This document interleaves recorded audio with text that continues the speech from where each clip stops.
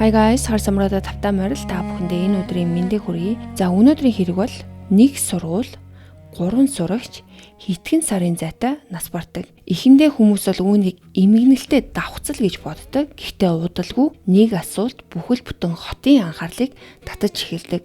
Ховс хүнийг үхэлд хүргэж чадах уу? Зарим хүмүүс бол энэ асуултыг утгагүй гэж үздэг. Харин зарим нь 3 хүүхдийн үхлийн хариулт энд нуугдаж байгаа гэж итгэж байсан. За миний хувьд бол энд шүүлт хийхэд айгүй хэцүү санагдсан. Яагаад тэгэхээр ховс гэдэг бол зүгээр л нэг оюун ухаан сэтгэл зүйн юм болохоор гарт баригдах тийм ямар нэгэн баримт байхгүй. Тэгэхээр энийг бол шүүхэд айгүй хэцүү байсан. За би ямар ч байсан та нартай хэрэгээ яриад өгье. Тэгээ та нар минь өөрсдөө шүүлтээ хийгээрээ ингээд өнөөдрийнхөө шүүлтийг эхлэе.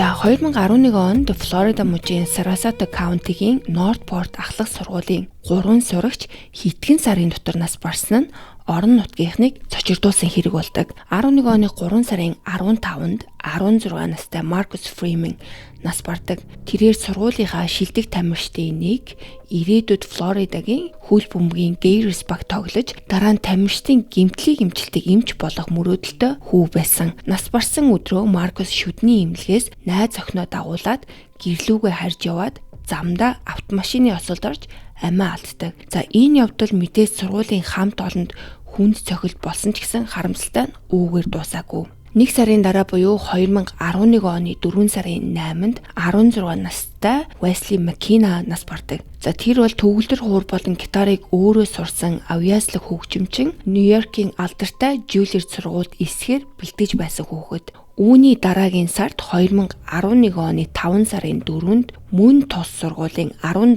настай сурагч Brittany Palumbo унтгын өрөөнийхөө шүүгэнээс нас барсан байдалтай олддог. За тэрээр бол 18 нас хүрэхэд ганцхан сар үлдээд байсан бөгөөд маш сайн голч дүнтэй сурж коллежууд руу материалаа илгээгээд эхэлсэн байсан. За энэ хүү богино хугацаанд 3 сурагч нас барсан нь олон хүний анхаарлыг татаж янз бүрийн хардлагыг төрүүлж эхэлдэг. Мөрдөн шалгалтын үеэр Wesley болон Brittany нарын үхэл өөрсдийн үйлдэлээс болсон гэж тогтоогдсон. Wesley модноос дүүжлэгдсэн байдалтай олдсон бол Brittany хувцсны шүүгэнтэй нас барсан. Гэхдээ Brittany-гийн ээж Patricia бол энэ дүгнэлттэй бүрэн санал нийлээгүй. Түүний хэлснээр охин нь хайр дурлалын харилцаанд дууссанд сэтгэлээр унсан байсан ч гэсэн хуучин найз залуутайгаа найзууд хിവэрэ байсан амиа хорлох хэмжээнд ерөөсөө хүрээгүй гэж үздэг. За Маркусын хувьд бол ослын үеэр хамт явсан найз бүсгүй нь амьд үлдсэн. Гэхдээ тэр дараа нь болсон явдлын талаар ярихдаа тэр өдөр Маркус шүдний эмчилгээ хийлгээд замд явж байхдаа Маркус гинэт ингээд трансын байдалд орсон юм шиг болоод ямар ч тийм орчноо мэдрэхгүй ингээд гүлийцсэн юм байна. Ингэж явж байгаад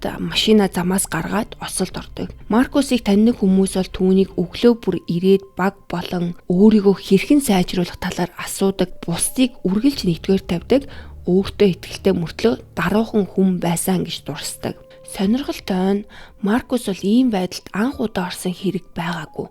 Түүний найз Дерекийн хэлснээр бол Маркус ослоос өмнө хид хитэн удаа орчноо мэдрэхээ болж гүлийсэн байдалд орж байсан. За мөн найз бүсгүй нь ослоос өмнөхөн Маркусын царай бол юр бусын харагдаж байсан. Энийг нь зогсоох ямар ч боломж байгаагүй гэж цагдаа нарт мэдүүлсэн байна.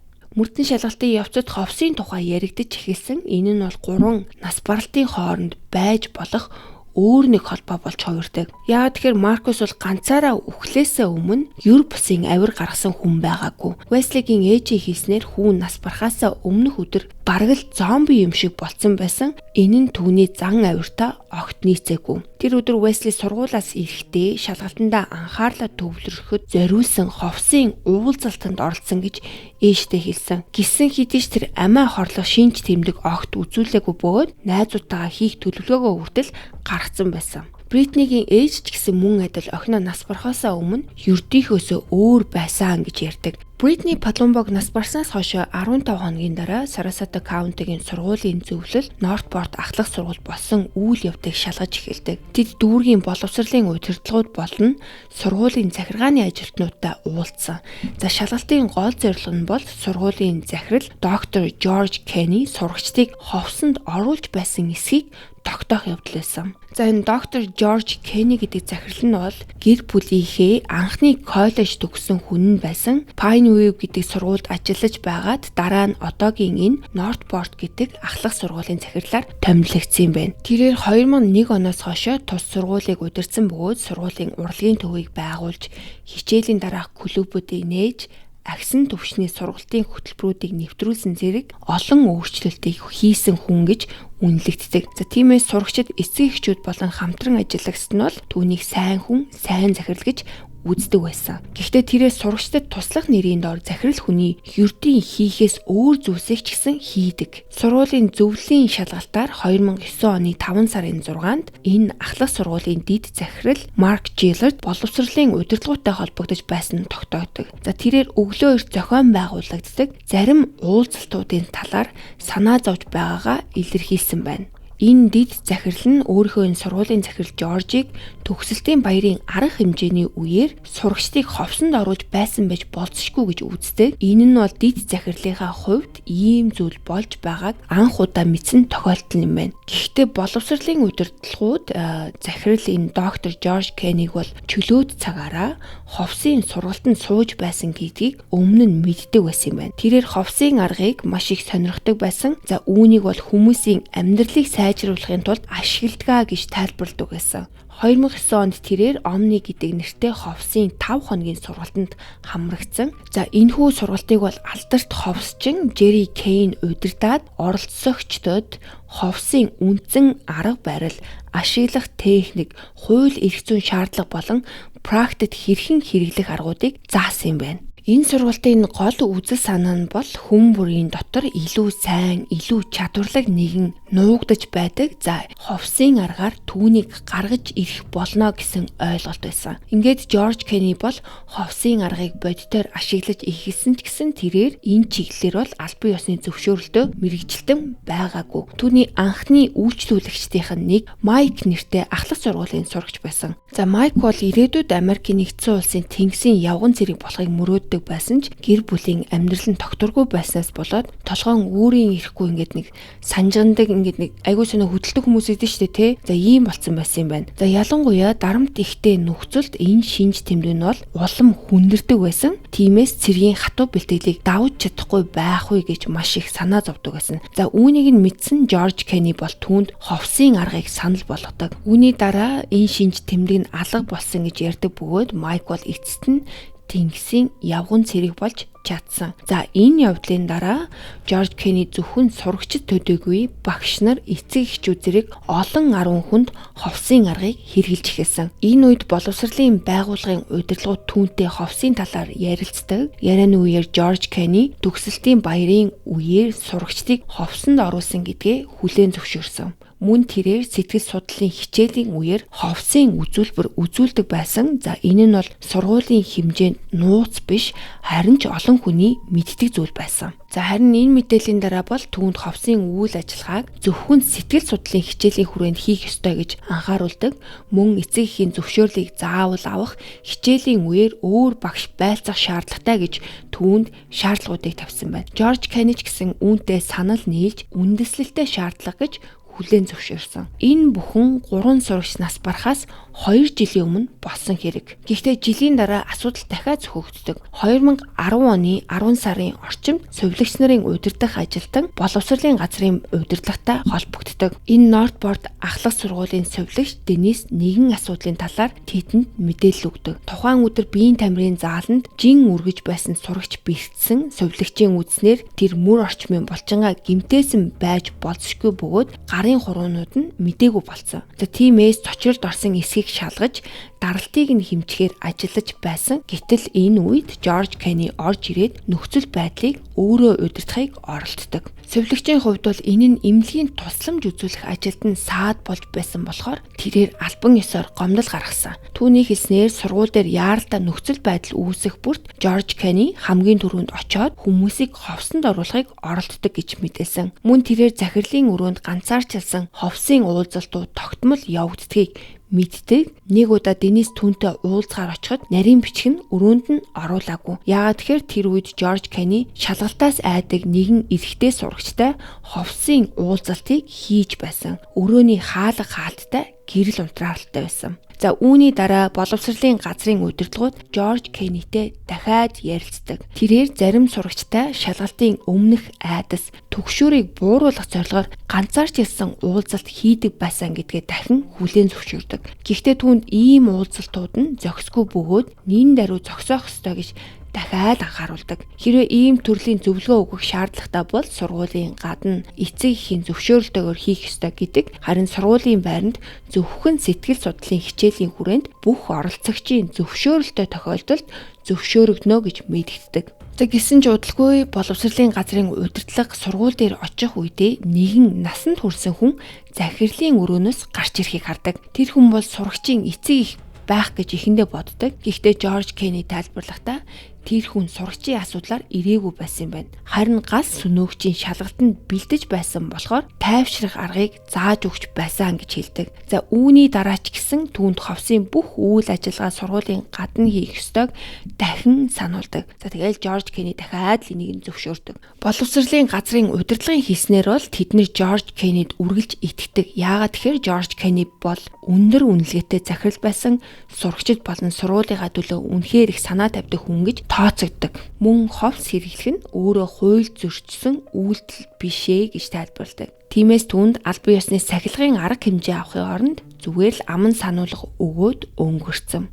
За энэ боловсролын байгууллагын дарга тэгээд энэ Жорж Кенни хоёр хоёулаа олон жилийн турш хамтран ажилласан, сайн харилцаатай байсан учраас түүний хэлсэн үгийг нь дагаж мөрднө гэж найдсан. Гэхдээ 6 сарын дараа буюу 11 сарын 4-нд Уэсли Маккинанаас барахад нөхцөл байдал эрс өөрчлөгдөв. За тэр үед бол Маркус Фримений осолч гэсэн мөн ховстой холбоотой байж магадгүй гэж хинч анзаараагүй байсан. Уэслигийн талаар асуухад Жорж Кенни түүнд ховс хэрэгэлсэн гэдгээ хүлээн зөвшөөрсөн. Гэхдээ зөвхөн сэтгэл судлалын хичээлийн үеэр эцэг эхийн зөвшөөрөлтөөр хийсэн гэж тайлбарладаг. За тэр үедээ бол ингээд өөр мэдээлэл өгөөгүй. Харин 2011 оны 5 сард Жорж Кенни өөрөө уцтаж нэгэн зүйлийг хүлээн зөвшөөрдөг. Тэрээр Уэсли Маккини нас барахаас 1 хоногийн өмнө түүнтэй ганцаарчилсан ховсын уулзалт хийсэн гэдгээ хийлдэг. За мэдээж энийг бол өөрөө сайн дураараа хэлээгүй. Яагаад тэгэхээр орон нутгийн сонин эдгээр нас баралтууд болон ховсын талаар томоохон нийтлэл гаргаар бэлтгэж байсан. За сэтгүүлчид мэдээлэл цуглуулж эхэлсэн. Уэслигийн эцэг эх энэ уулзалтыг мэдэж байсан бөгөөд зөвшөөрсөн байсан ч бүх уулзалт сургуулийн байранд болдог гэсэн. За энэ Жорж Кеннигийн тайлбарласнаар Уэсли бол сэтгэл судлал болон ховсын талаар ихээхэн сонирхолтой, ялангуяа айдас, түгшүүрээ даван туулах арга, мөн бусадтай харилцахдаа илүү өөртөө итгэлтэй болохыг хүсдэг байсан гэж ярьдаг. За тэр үед Уэсли бол ямар нэгэн өөр эмчийн хяналтанд байгаагүй Жорж Кеннитэй 2 удаа уулзсан. Уулзалт бүрийн үеэр өөр хүн байлцаж байсан. Энэ уулзалт нь дуусмагц аав нь ирж авдаг байсан юм байна. Үүний дараа боловсролын газрын удирдлага түүнээс асуудаг. Та өөр хүмүүстэй ч гэсэн ийм уулзалтууд хийдэг байсан уу гэхэд Жорж Кенни бол тийм гэж хариулдаг. Тэрээр сурагчид, эцэг эхчүүд, сургуулийн ажилтнууд болон тэдний хүүхдүүдтэй хүртэл ажилдаг байсан. Зарим сурагчдад бол шалгалтын айцаа даван туулахад нь тусалдаг байсан бол заримд нь спортын амжилтаа сайжруулахад нь дэмжлэг үзүүлдэг байсан гэдэг. Мөн зарим уулзалтыг бол оролцогчдын зөвшөөрөлтөөр дүрс бичлэг хийсэн бөгөөд өмнө нь ямар ч гомдол ирж байгаагүй гэж мэдгдсэн. За энэ үед бол Бритни Палумбо бол аль хэдийн нас барсан байсан. Тиймээс түүнээс Бритнитэй өмнө нь ажиллаж байсан эсэхийг асуухад үгүй гэж хариулдаг. Дараа нь өмнө нь олон удаа өгч байсан анхааруулгуудыг сануулхад Жорж Кенни бол сургуулийн байранд ховсын уулзалт хийх ёсгүй гэдгээ мэдэж байсан гэдгээ хүлээн зөвшөөрдөг. Гэсэн ч тэрээр бол сурагчдад туслахыг л хүссэн, тэдэнд туслахын тулд юу ч хийхэд бэлэн байсан гэж тэднэрт хэлдэг. Ингээд 2011 оны 5 сарын 17-нд Жорж Кениг альбом үргээс нь төр зурал төдөлзүүлсэн. Удалгүй эцэг эхчүүд болон сурагчдын дунд маргаан өрнөж эхэлдэг. Зарим хүмүүс түүнийг ховсын болцсошгүй эрсдлийг бүрэн ойлгоогүйгээс эдгээр өсвөр насныхны үхэлд нөлөөсөн байж магадгүй гэж буруудахдаг. Гэхдээ нөгөө талд нь түүнийг хамгаалсан хүмүүс ч гэсэн байсан. Хоёр өсвөр насны хүүтэй нэгэн эцэгийн хэлснээр хүүхдүүд нь түүний ховсын хичээлүүдэд олон сарын турш хамрагдсан бөгөөд маш их үр дүн үзсэн гэж хэлдэг. Тэдний хэлснээр Жорж Кени хүүхдүүдэд үнэхээр тусалдаг байсан, тэдэнд тулгарч байсан асуудлуудыг нь даван туулахад дэмждэг гэж хэлсэн. За зарим хүмүүсийн үзэж байгаагаар бол ховс нь эдгээр нас баралтын шууд шалтгаан болсон гэхэд бол хитрхи эрт байсан. Тэдний бодлоор ийм эмгэнэлтэй үр дүн гарахад олон хүчин зүйл давхар нөлөөлсөн байх ёстой. Ховс байсан ч гэсэн тэр бүхний нөлөө бол жоохон хэсгэл байсан байх магадaltaй гэж үздэг. За энэ үед бол Жорж Кени бол цалинтай чөлөөндөө гарсан байсан. Сургууль дээрээ ажиллах ирэхгүй болцсон ийм үе байсан. За энэ үед нь бол мөрдөн шалгалт үргэлжилсээр л байсан. За энэ жижигхэн орон нутаг бол богино хугацаанд дараалан хит хитийн эмгэнэлт явдал туулсан байсан. За ингээд одоо бүх нийтийн анхаарал энэ Жорж Кени дээр төвлөрөөд байсан. Жорж Кениг чөлөөлөгдсөний дараа боловсролын газрын удирдлага төр хугацаанд сургуулийн захирлын үүргийг гүйцэтгэж эхэлдэг. Тэрээр сургуулийн ажилтнуудтай уулзахад ихэнх нь Жорж Кениг бол бүрэн дэмжиж байсан. За нэг багш эргэлзээтэй зүйл байсан гэдгийг хүлээн зөвшөөрсөн ч гэсэн Жорж Кени ийм зүйлийг олон жил хийж байсан болохоор зөвшөөрөгдсөн зүйл байхаа л гэж бодсон.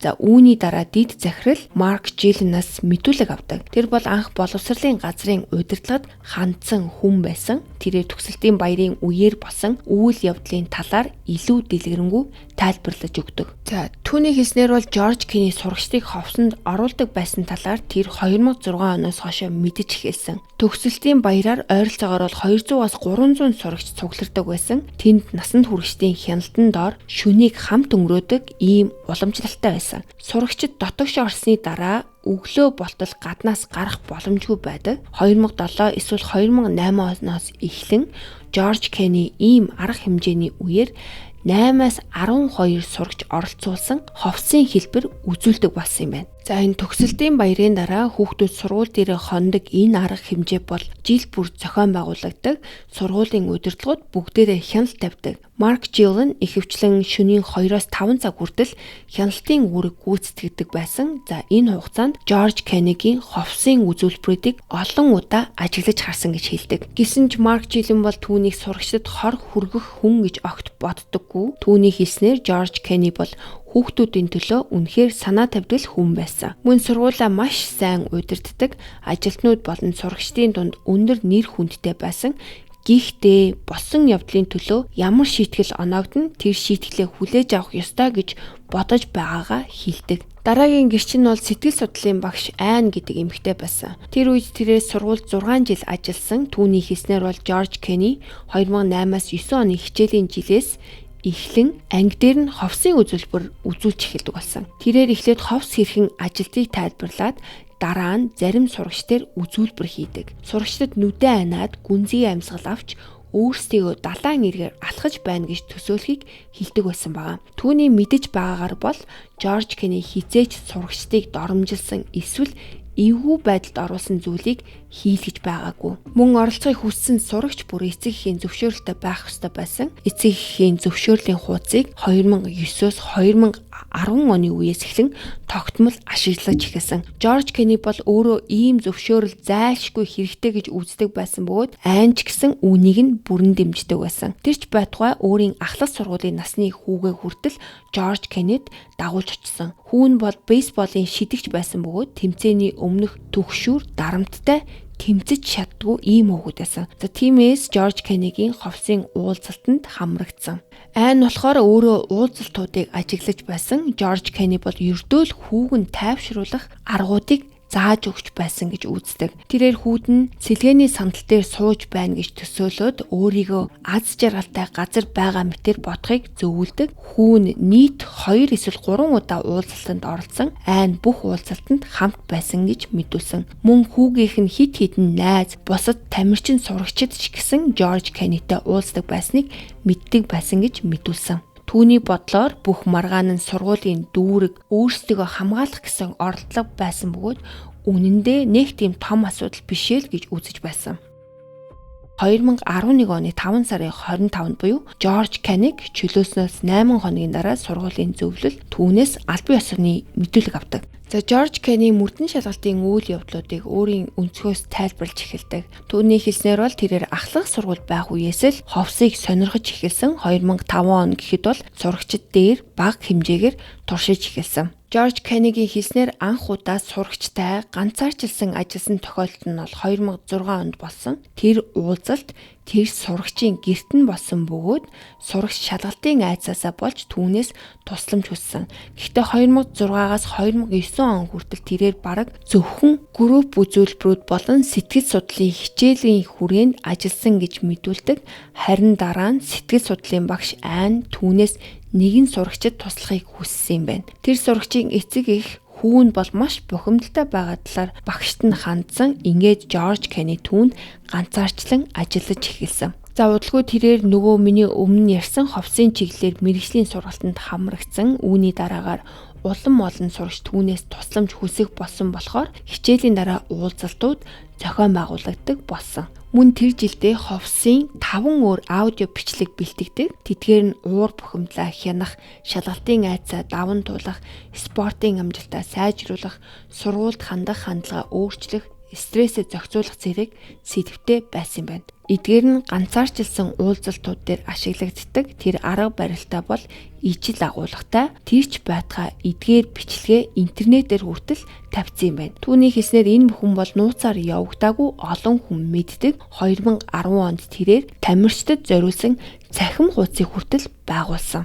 Жорж Кенни бол тэтгэврт гарсныхаа дараа их сургуулийн оюутнуудад хичээл зааж тамирчидтай ажиллахыг хүсдэг байсан гэж хэлдэг. Жорж Кенни өөрийн тооцоогоор нийт 45 орчим хүнтэй ажилласан гэж мэдүүлсэн. Тэдний 36 нь бол насанд хүрээгүй сурагчид байсан. За гэхдээ дараа нь бол бодит тоо түүнээс хавьгүй өндөр буюу 75 орчим байсан нь мөрдөн шалгалтаар тогтоогддог. Тэрээр захирлын өрөөндөө уулзалт хийхдээ хаалганы цонхыг хизээж бүтээдэггүй. Мөн уулзалтын 50-аас 60% нь өөр хүн үргэлж хамт байдаг байсан гэж мэдүүлсэн. Сургууль дээр ийм уулзалт хийхээ болохыг шаардсны дараа өөр газар хайж үзсэн ч тохиромжтой газар олдоогүй гэдэг. Тэр үед эсэлтийн шалгалтууд ойртож байсан болохоор сурагчид улам олноороо түүнээс тусламж хүсэх болсон юм байна. Тиймээс тэрээр зарим уулзалтыг бүр утсаараа хүртэл хийдэг байсан гэж мэдүүлсэн.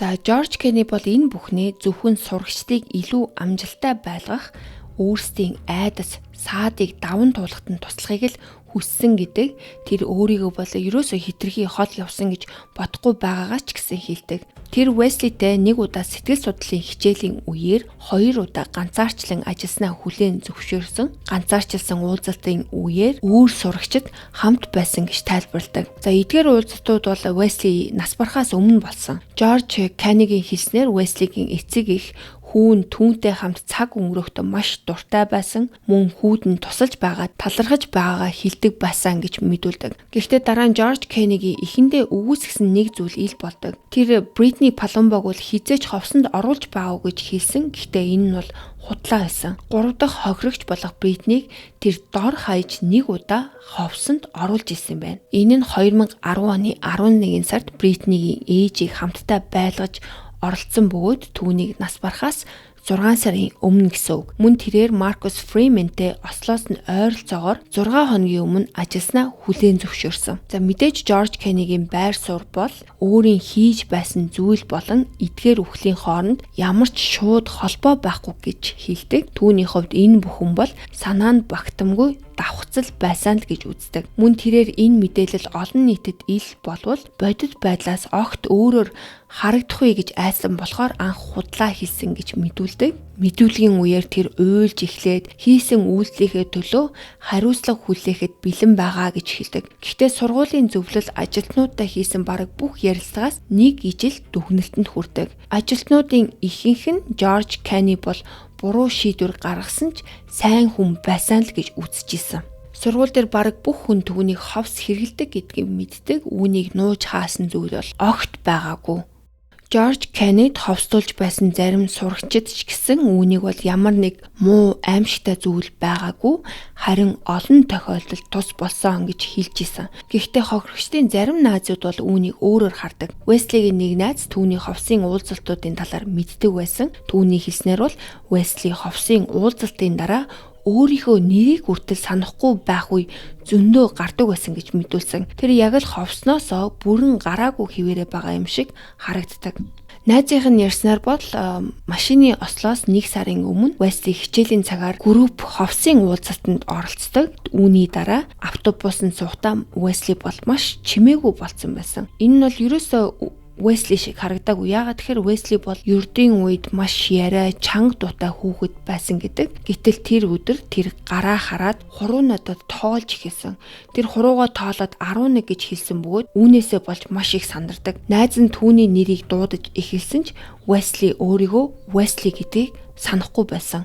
Найзынх нь хэлснээр бол ерөөсөө энэ бол жүжиглэлт ямар нэгэн тийм зүйл байгаагүй. Яагаад тэгэхээр автобусны 15 минутын турш тэр нэг л зүйлээ дахин давтаж өөртөөгөө ярьсаар л байсан. Дараа нь автобуснаас буухдаа найзаасаа өөрийг нь цохиод өөчээ гэж гуйсан. За нөгөө хохирогч Маркус Фримен бол сургуулийнхаа од тамирчин байсан. Тэр бол ахлах сургуульд ормогцоо гарааны хамгаалагчаар тоглож эхэлсэн.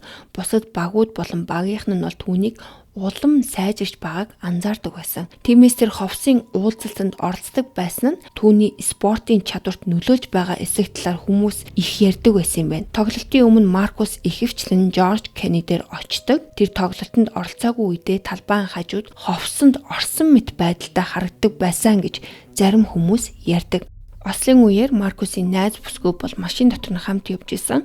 За түүний хэлснээр бол ослын өмнө тэр хоёр машинда Katy Perry-гийн Firework дууг дуулж явсан. Гэнэт тэр Маркус руу харахад бол түүний хоёр гар жолооны хүрдэн дээр яг цагийн зүгээр бол 10 ба 2 цагийн байрлалд хөшцөн мөн нүд нь дээшээ эргэсэн байдалтай байсан гэж хэлдэг. Тэр бол Маркусыг энэ байдлаас гаргаж чадаагүй.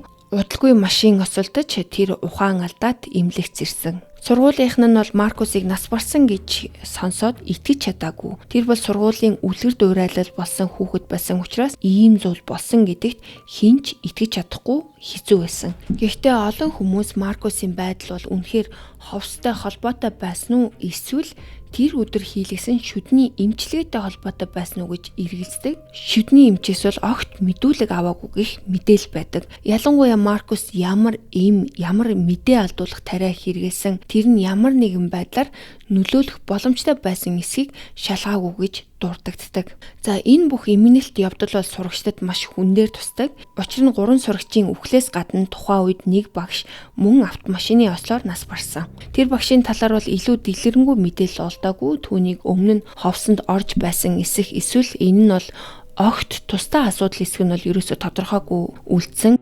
За гэхдээ ингээд 3 сурагч дараа нь нас барсны дараа хүмүүс эдгээр үхлийг бол Жорж Кеннитэй холбож эхэлдэг. Гэсэн хэдий ч мэдээж бол Жорж Кенниг өмгөөлж хамгаалсан хүмүүс байсаар л байсан. Бүр Facebook дээр хүртэл түүнийг дэмжсэн группүүд хүртэл нээгдэх болсон. За ингээд тухайн үедээ бол хүмүүсийн нүдэнд Жорж Кенни нэг бол баатар, эсвэл алуурчин гэсэн дүрээр харагдах болдог. Түүний өмгөөлөгч Марк Зиммерман бол эдгээр нас баралт болон ховсын уулзалтуудын хооронд ямар ч шууд холбоо байхгүй л гэж мэддэг. Түүний хэлснээр Уэсли цахим дээрлэгт болон үе дэнгийн хүүхдүүдийн хоорондын асуудлуудад тулгарч байсан. Харин Бритни хайр дурлалын харилцаа нь дууснасаа болж хүнд үеийг туулж байсан гэж өмгөөлдөг. 2011 оны 7 сар гэхэд бол сургуулийн дүүргийн хэвлэлийн төлөөлөгч Жерри нэгэн чухал асуудлыг дурддаг.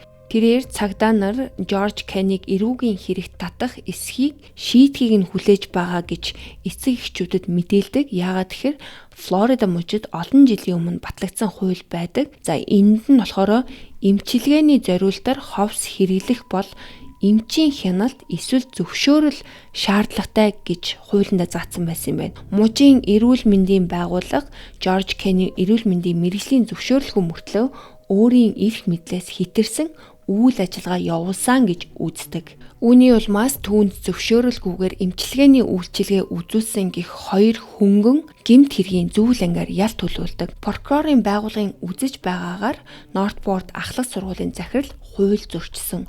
Мөрдөн шалгалтаар Жорж Кенни бол гэмт хэрэг үйлдсэн байж болзошгүй гэсэн үндэслэл тогтоогдсон гэж мэдэгддэг. Ингээд Жорж Кенни 2011 оны 5 дугаар сард албан үүргээсээ түтгэлцсэн. Харин 2012 оны 2 дугаар сард тэрээр зөвшөөрөлгүйгээр эмчилгээний зориулалтаа ховс хэрэглэсэн гэх хэрэгт бурууга хүлээн зөвшөөрөөгүй ч ерөөсөө маргаагүй байсан. 4 сарын дараа буюу 2012 оны 6 сарын 30-нд тэрээр захирлын албан тушаалаасаа албан ёсоор огцордог.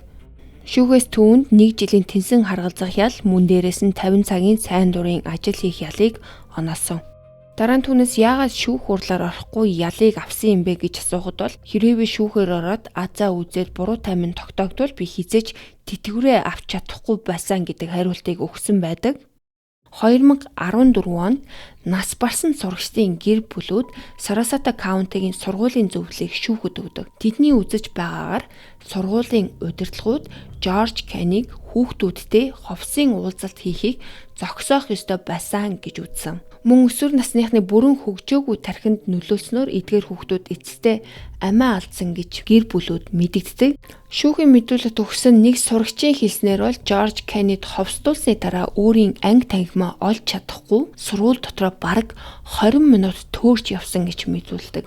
Мөрдний шалгалтын үеэр Жорж Кеннигээс уулзалтуудын дүрс бичлэгийн талаар асуудаг. Тэрээр хэвлэл мэдээллээр асуудал тэгдсэний дараа бүх бичлэгээ устгацсан гэж хариулдаг. Гэсэн ч зарим бичлэг хадгалагдсан үлдсэн байсан бөгөөд дараа нь баримтат кинонд ашиглагдсан. Тэдгээр бичлэгдэр Жорж Кенни өсвөр насны сурагчидтай нүүр тулан сууж тэднийг аажмаар ховсын байдалд оруулж байгаа нь харагддаг. Сурагчид түүнд хэлсэн бүхнийг ягштал дагаж байгаа мэт харагддаг. Зарим үед бүрэн сэрүүн байгаа хэсэг нь хүртэл эргэлзээ төрүүлэн байсан гэж дурддагддаг. Эцэст нь 2015 онд талууд тохиролцоонд хүрдэг нас барсан 3 сурагчийн гэр бүл тус бүр 200 мянган $200 нөхөн төлбөр авсан. Хяналтын хугацаа дуусгасны дараа Жорж Кенни Норт Каролайна муж руу нүүж тэндээ тэтгэврт гардаг. Одоо тэрээр Smoky Mountain үндэсний паркийн ойролцоо жижиг зочид буудал ажилуулдаг гэж мэдээлэгдсэн.